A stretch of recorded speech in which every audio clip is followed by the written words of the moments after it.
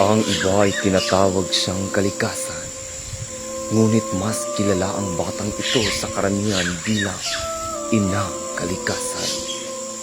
Sa gitna ng kagubatan ang kanyang kaharian, kasama ng kanyang mga tagapangalaga na pinamumunuan ni Reyna Athena, saklaw ng kanyang pananaw kung gaano kabagsik ang hagupit ng mga taong wala sa kaisipan, ang paglinga kay inang kalikasan. In-person classes are suspended from Monday to Tuesday due to excessive heat.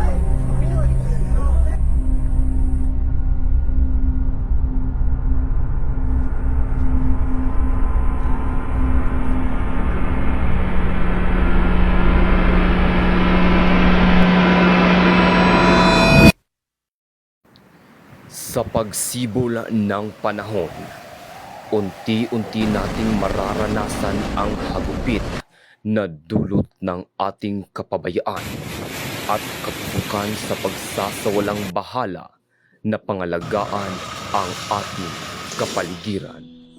Kainit na ba sa panahon? Madi, igang naman kaayo, tsaka mara na mag-inferno. Sige pa dyan kag-make-up. Nagamit naman ko sunscreen pero init yung kaayo, di na makaya. Hanga, oy. Naunsa naman ni. Wala may tubig.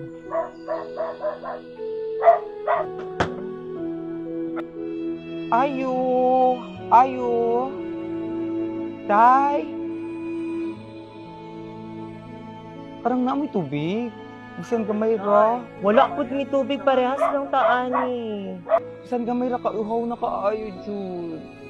May tubig ka inom. Ano saon man nato ni oy. Day, kapuya pod sa hawak mang laba oy.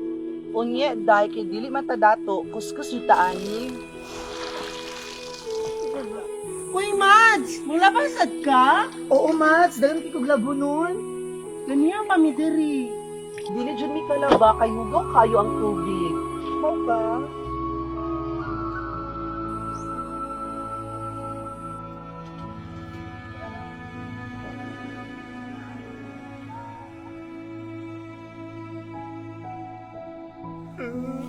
Sa ka, Mads? Mads, namatay akong bata na, Mads.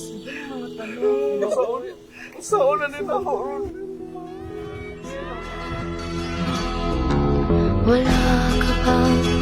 Namataan ng pag-asa ang LPA sa layong 380 kilometers silangan ng General Santos City.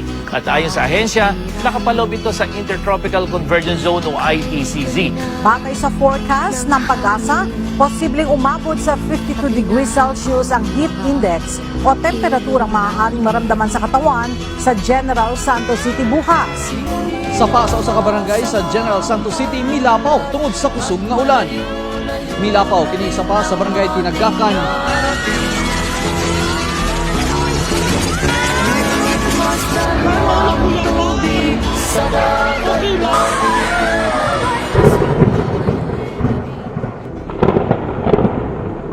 Kamu. Oo, kamu. Tabangi ako. Kitabangan ko kamu. Lihok. Luwasa ang atong Pinoyanan.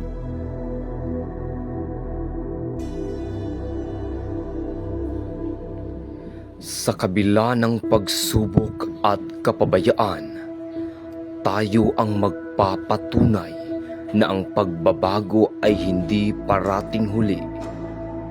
Mga mads, murag ipasidad-an na ta. Tara, lihok ta. Oo, uyon ko. Tara, magtinabangay ta. Kung hindi, sinisimulan sa isang hakbang at aksyon kasama ang ating lahi na handang magtulungan.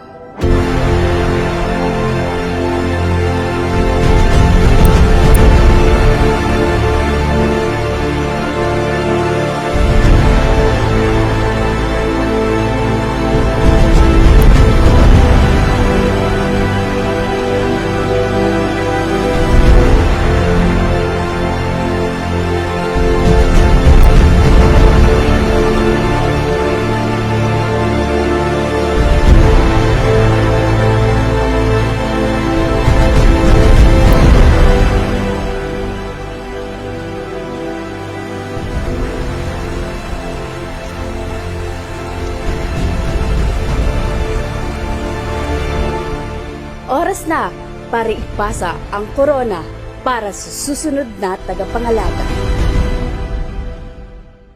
In celebration of inclusivity and beauty with a purpose, Miss Pride Labangal 2024 present 12 eco-lovers who will strive for the crown to redeem the beauty of the environment and persevere that is fear.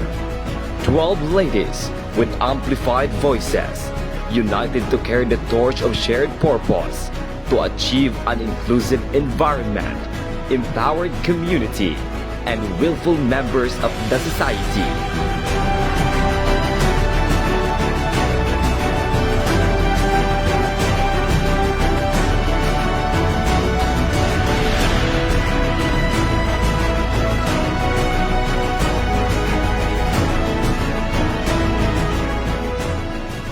Brought to you by Sangguniang Kabataan and Barangay Labangal Council and directed by Dennis Badin Ortencio, Miss Pride Labangal 2024. The Environmental Keepers. Ngayong September 14, 2024, abangan